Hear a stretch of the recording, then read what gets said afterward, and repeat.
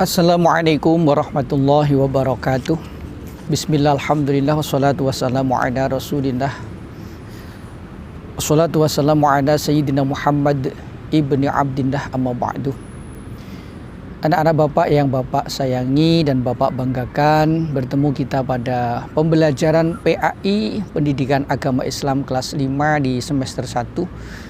Mudah-mudahan anak-anak senantiasa dalam perlindungan Allah Subhanahu wa Ta'ala, sehat jasmani, sehat rohani, diberikan kekuatan iman Islam lahir batin, senantiasa mendapatkan ma'unah pertolongan dari Allah Subhanahu wa Ta'ala. Amin. Baik, untuk materi kita pada pembelajaran pendidikan agama Islam semester 1 kelas 5 pada kali ini, kita awali dengan surah At-Tin. Anak-anak bisa melihat di buku PAI kita halaman 3 atau bisa melihat di juz Amma atau di Al-Quran. Bapak akan membacakan surah At-Tin dari ayat 1 sampai terakhir. Perhatikan berikut ini. A'udzu billahi minasy syaithanir rajim. Bismillahirrahmanirrahim. Wattini wazzaitun Waturi sinin Wahadzal baladil amin. Laqad khalaqnal insana fi ahsani taqwim. Thumma radadnahu asfala safilin illa alladhina amanu wa amilus solihati falahum ajrun ghairu mamnun. Fama yukadzibuka ba'du biddin Alaysallahu biahkamil hakimin. Shadaqallahul azim. Demikianlah cara membaca surah At-Tin dari ayat 1 sampai dengan ayat yang ke-8.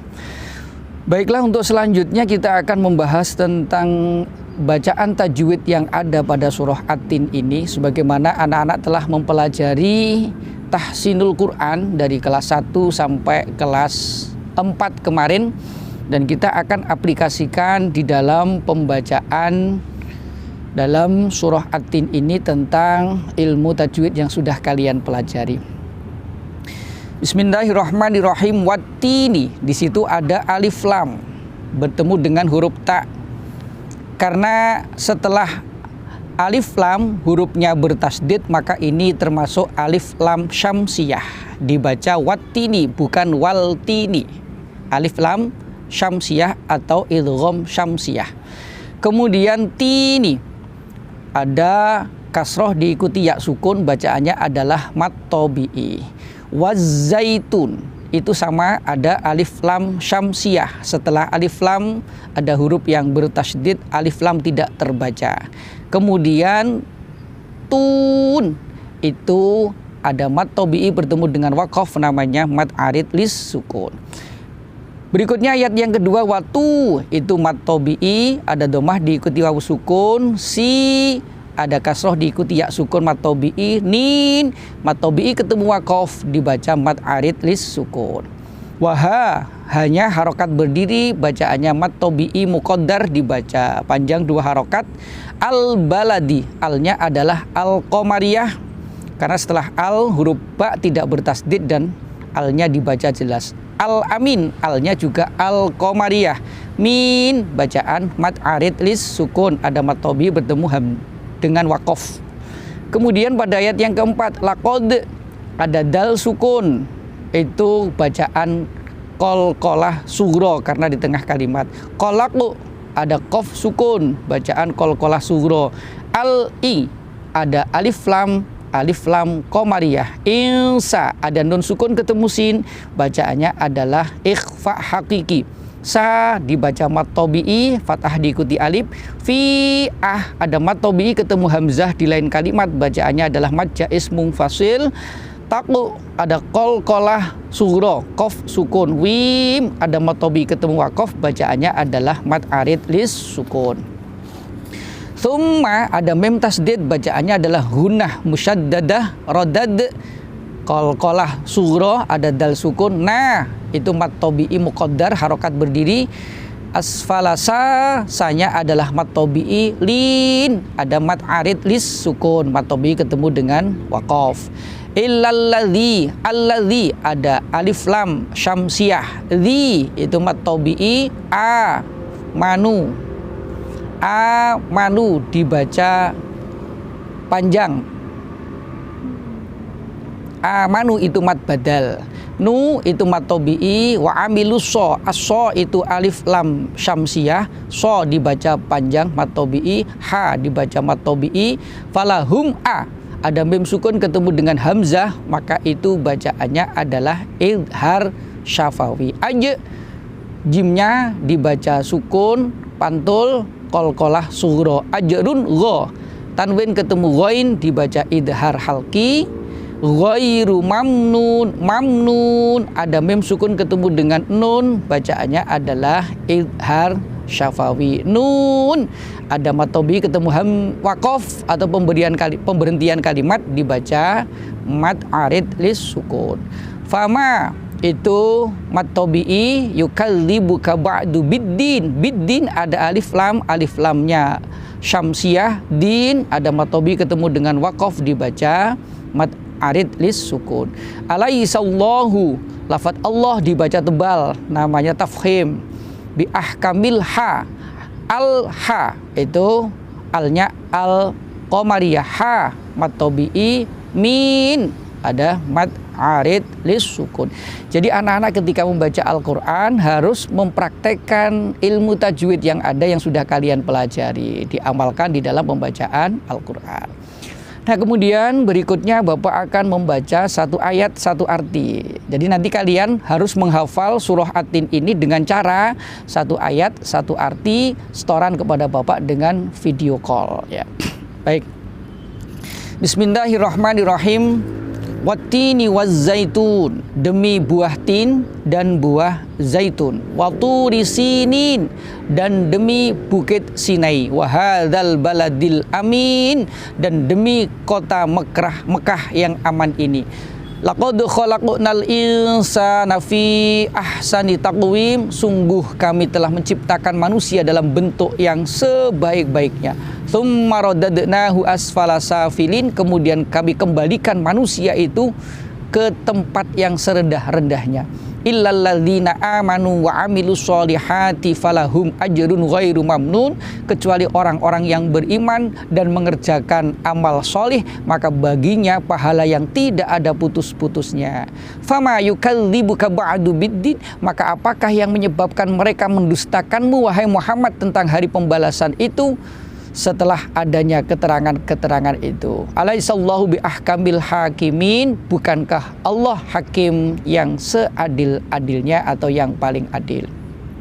Nah, ini harus kalian hafal surah At-Tin dengan artinya, caranya satu ayat satu arti seperti yang Bapak contohkan tadi. Kemudian berikutnya kita akan membahas tentang apa yang terdapat dalam surah At-Tin. Yang pertama, nama surahnya adalah At-Tin, yang artinya adalah buah tin. Buah tin ini banyak tumbuh di negeri Mekah, Madinah, di daerah Arab. Kemudian surah At-Tin ini terdiri dari 8 ayat. Kalau dalam urutan Al-Quran dari mulai Al-Fatihah, kemudian Al-Baqarah sampai Anas, surah At-Tin itu merupakan urutan surah yang ke-95. Dan surah At-Tin ini merupakan surah Makkiyah artinya surah yang diturunkan kepada Nabi Muhammad di saat Nabi Muhammad belum melaksanakan hijrah ke Madinah, dan disebut dengan surah Makkiyah. Kemudian isi daripada surah At-Tin ini kita bahas dari ayat yang pertama. Kalian bisa lihat di halaman 8. Wattini wazzaitun, demi buah tin dan buah zaitun. Allah bersumpah demi buah tin dan buah zaitun. Kenapa dengan buah tin dan buah zaitun? Karena buah tin dan buah zaitun ini merupakan buah-buahan yang dimakan manusia yang banyak dijumpai di negeri Mekah. Karena Al-Quran surah At-Tin ini diturunkan di kota Mekah pada waktu itu. Kemudian ayat yang kedua, wa turi sinin, dan demi bukit Sinai. Bukit Sinai itu adalah merupakan bukit Tursina, tempat di mana Nabi Musa alaihissalam menerima kitab Taurat dari Allah Subhanahu wa Ta'ala. Allah turunkan kepada Nabi Musa kitab Taurat yang menjadi pedoman bagi umatnya Nabi Musa. Dan kitab Taurat berisi tentang tauhid, mengisahkan Allah, dan ajaran-ajaran bagaimana cara menyembah Allah Subhanahu wa Ta'ala. Sehingga ini menjadi pedoman bagi umatnya Nabi Musa alaihissalam. Diturunkan kepada Nabi Musa melalui malaikat Jibril di bukit Tursina. Wa hadzal baladil amin, pada ayat yang ketiga, dan demi negeri Mekah yang aman ini. Allah bersumpah demi negeri Mekah yang aman. Negeri Mekah, negeri yang dijamin oleh Allah Subhanahu wa Ta'ala, negeri yang aman. Jadi Allah bersumpah dengan 4 nama. Yang pertama buah tin, buah zaitun, bukit Tursina, dan kota Mekah. Biasanya di dalam Al-Quran ketika Allah bersumpah, itu ayat berikutnya adalah merupakan ayat yang harus diperhatikan, karena itu merupakan ayat yang sangat penting bagi kita sekalian. Kemudian pada ayat yang keempat Allah sampaikan, laqad khalaqnal insana fi ahsani taqwim. Sungguh Allah telah menciptakan manusia ini dalam bentuk yang sebaik-baiknya. Kita manusia itu makhluk yang terbaik. Dibanding dengan binatang lebih baik manusia. Dibanding dengan jin, setan, apalagi dibanding dengan malaikat masih lebih mulia manusia. Terbukti ketika Rasulullah SAW melakukan perjalanan Isra dan Mi'raj, ketika Mi'raj menghadap Allah Subhanahu wa Ta'ala di level yang tertinggi, bersamaan pada waktu itu ditemani oleh malaikat Jibril alaihi salam. Pada saat itu Nabi Muhammad masih mampu menembus level yang lebih tinggi untuk menghadap Allah Subhanahu wa Ta'ala, namun malaikat tidak mampu menembus level itu. Ini menunjukkan betapa manusia itu adalah makhluk yang paling sempurna yang Allah ciptakan di muka bumi ini. Manusia dibekali oleh Allah dengan akal, pikiran, dan juga nafsu. Kalau binatang cuman punya nafsu, nggak punya pikiran. Sementara malaikat cuman punya akal, pikiran, tidak punya nafsu. Jadi manusia kalau mampu mengendalikan nafsunya dengan akal pikirannya, akan menjadi makhluk termulia di muka bumi ini. Jadi manusia makhluk yang paling sempurna, diciptakan dengan bentuk yang paling sempurna, tampan, cantik, dibekali dengan akal pikiran, sehingga mampu menciptakan karya-karya yang luar biasa yang bermanfaat untuk orang banyak. Ini manusia dengan akal pikirannya.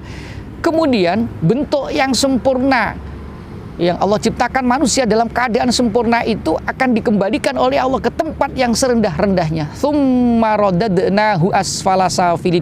Kemudian kami akan kembalikan manusia ke tempat serendah-rendahnya. Allah akan jadikan manusia itu menjadi orang atau menjadi makhluk yang rendah, direndahkan oleh Allah Subhanahu wa Ta'ala. Nanti di akhirat kalau tidak beramal soleh, tidak beriman, ditempatkan di neraka, tempat yang paling hina di akhirat nanti. Illalladzina amanu wa amilus solihati falahum ajrun ghairu mamnun. Kecuali orang-orang yang beriman dan orang-orang yang beramal soleh, maka baginya pahala yang tidak akan ada putus-putusnya. Jadi manusia diciptakan Allah dalam bentuk yang sempurna, paling baik, tapi Allah jadikan menjadi orang yang rendah, diturunkan derajatnya ke tempat yang serendah-rendahnya, kecuali orang-orang yang beriman dan melakukan amal-amal soleh. Maka kita harus beriman kepada Allah, beriman kepada hari akhir, beriman kepada para malaikat, beriman kepada Rasul, kitab-kitab Allah, dan beriman kepada qada dan qadar Tuhan yang baik maupun yang buruk. Rukun iman yang 6 harus kita yakini dan kita aplikasikan dalam kehidupan.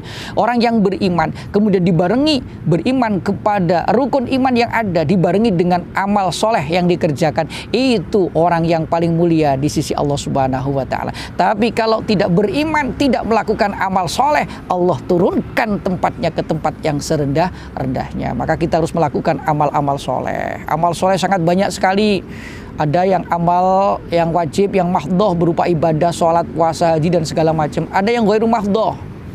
Kita membantu orang tua, taat dan patuh kepada guru, membantu teman, dan segala macam. Ini adalah merupakan bentuk amal-amal soleh. Kemudian fama yukadzibuka ba'du biddin. Maka apa yang menyebabkan mereka mendustakanmu Muhammad tentang hari pembalasan? Orang-orang kafir tidak percaya dengan adanya hari pembalasan nanti di akhirat. Padahal bukti-bukti sudah jelas. Allah menciptakan manusia dari yang tadinya nggak ada kemudian menjadi ada. Kemudian nanti akhirnya manusia akan mati. Setelah mati akan Allah hidupkan kembali menuju kepada alam berikutnya, yaitu alam akhirat. Tapi orang-orang kafir tidak mempercayai ini. Padahal sudah jelas, bukti sudah ada. Tapi mereka tetap mendustakan tentang apa yang disampaikan oleh Nabi Muhammad kepada mereka. Alaihissallahu biahkamil hakimin. Bukankah Allah hakim yang seadil-adilnya atau hakim yang paling adil? Allah adalah hakim yang paling adil. Ketika nanti kita semua berada di alam akhirat, di sana nanti akan ada pengadilan yang seadil-adilnya, yaitu pengadilan Allah Subhanahu wa Ta'ala. Hakimnya yang memberikan putusan adalah Allah terhadap amal perbuatan yang pernah kita lakukan selama hidup di dunia. Mudah-mudahan kita semuanya senantiasa beriman kepada Allah, hari akhir, dan rukun iman yang ada. Kemudian kita senantiasa melaksanakan amal-amal soleh agar kita menjadi orang-orang yang mulia di sisi Allah Subhanahu wa Ta'ala. Kemudian nanti di akhirat kita ditempatkan di surganya Allah, tempat yang penuh dengan kemuliaan, dengan kesenangan, dan kita semua akan menjadi hamba-hamba Allah yang senantiasa melakukan kebajikan-kebajikan di muka bumi ini untuk mendapatkan kebahagiaan hidup nanti di akhirat. Amin Allahumma amin. Saya kira demikian materi yang Bapak sampaikan pada kali ini. Mudah-mudahan kalian bisa memahaminya. Dan untuk berikutnya nanti tugas kalian yang pertama menghafal surah At-Tin ini dengan artinya, caranya satu ayat satu arti. Kemudian yang kedua, tugas kalian nanti mengerjakan latihan-latihan yang Bapak berikan melalui Google Form. Demikian, ada kurang dan lebih, mudah-mudahan kalian mau memaafkan, dan kepada Allah saya mohon ampun. Billahi taufik wal hidayah. Wassalamualaikum warahmatullahi wabarakatuh.